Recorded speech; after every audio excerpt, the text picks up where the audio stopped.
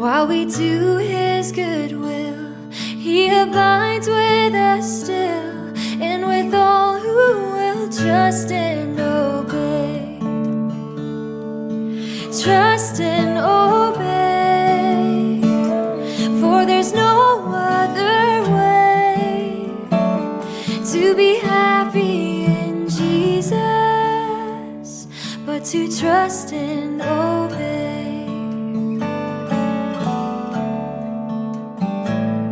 But we never can prove the delights of His love until all on the altar we lay. For the favor He shows, for the joy He bestows, are for them who will trust and obey. Trust and obey, for there's no other way to be happy in Jesus but to trust and obey.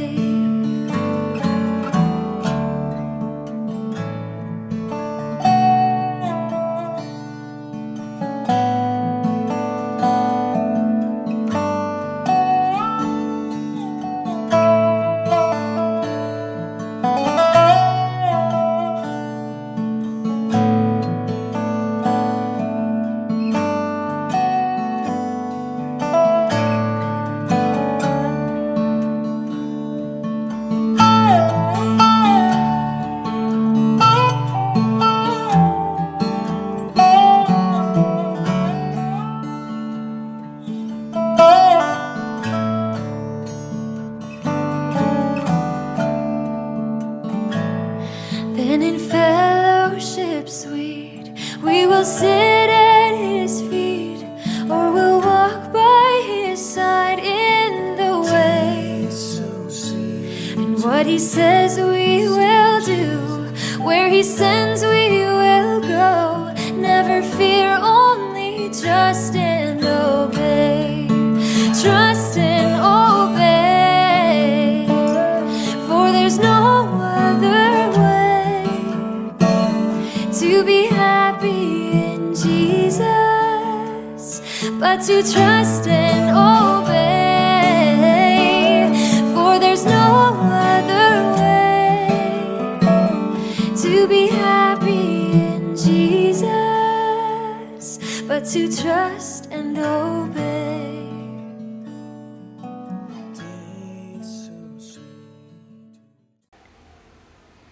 Isang mabiyayang umaga po sa ngalan ng ating Panginoong Jesucristo sa inyong lahat at sana po kayo ay nasa magandang kalagayan sa mga oras na ito. Sa atin pong pagbubulay-bulay ng ating mga salita, una sa lahat tayo po muna ay magpasalamat sa ating Panginoon. Dakilang Diyos, maraming salamat sa umagang ito na kami ay iyong ibinangon ng may kalakasang taglay, kasiglahan ng aming lupang katawan, at panahon na kung saan kami ay muling magbubulay-bulay ng iyong mga salita sa ikalalakas at ikalalago ng aming pananampalataya.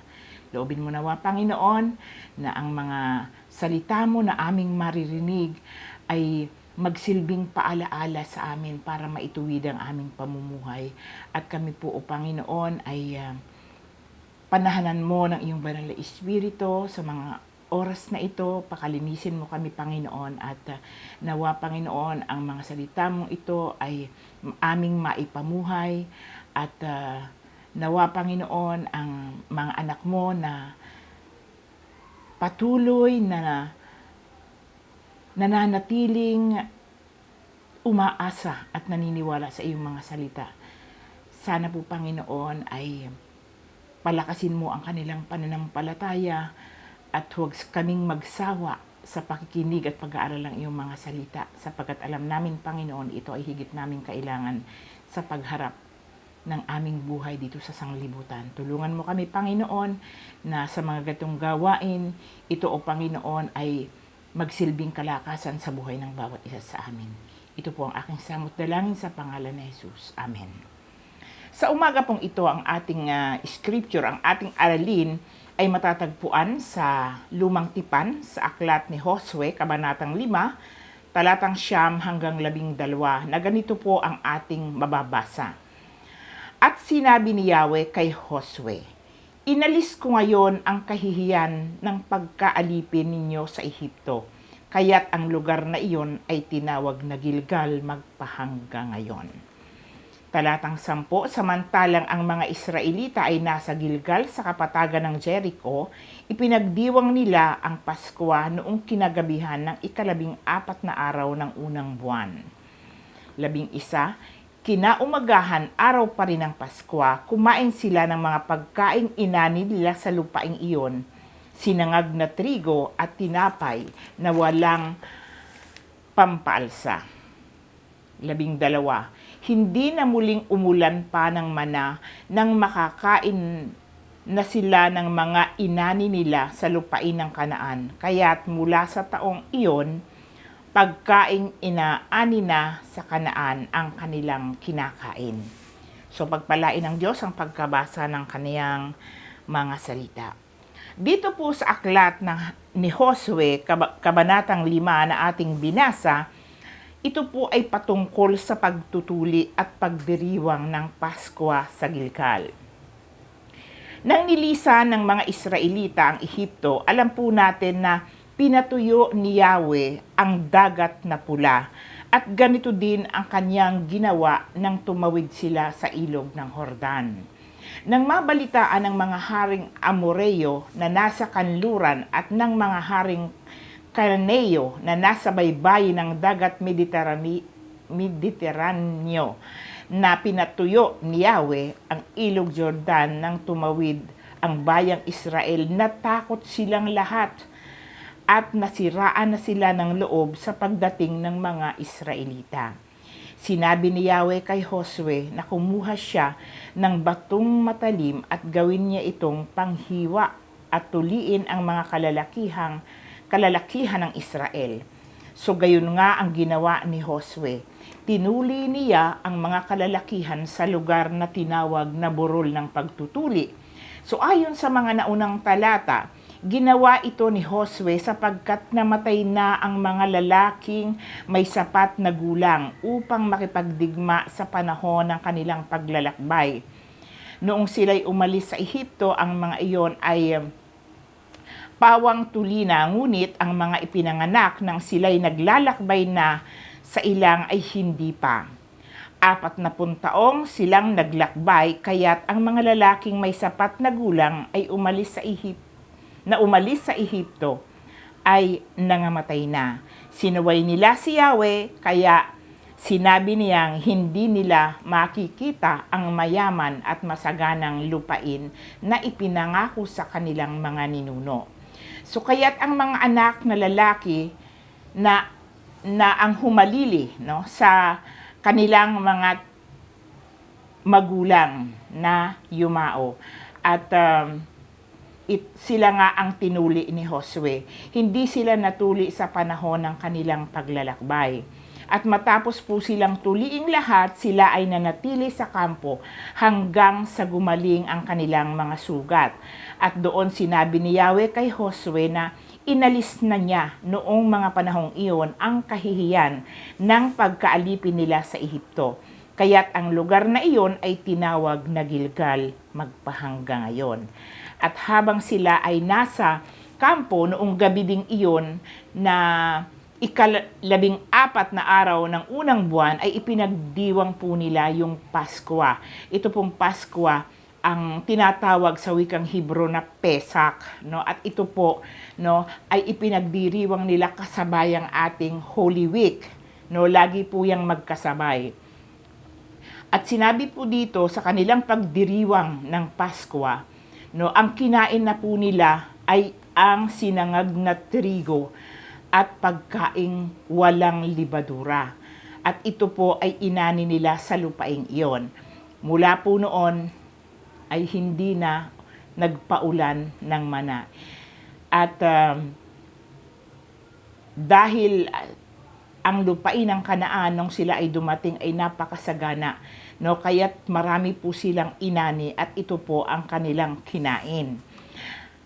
Ano po ba ang gusto ng Diyos na ituro sa atin sa mga talatang ito? Una, yung pong pagsunod. No? Ang nais ng Diyos ay sundin natin ang kaniyang kalooban. So napakahalaga po ng pagsunod.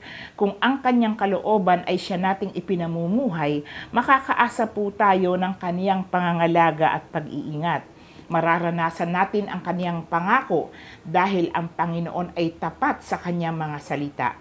Maaasahan po natin mula sa ating Panginoon ang mapayapa at masaganang pamumuhay at ipararanas niya sa atin ang tunay na kagalakan habang tayo'y nabubuhay.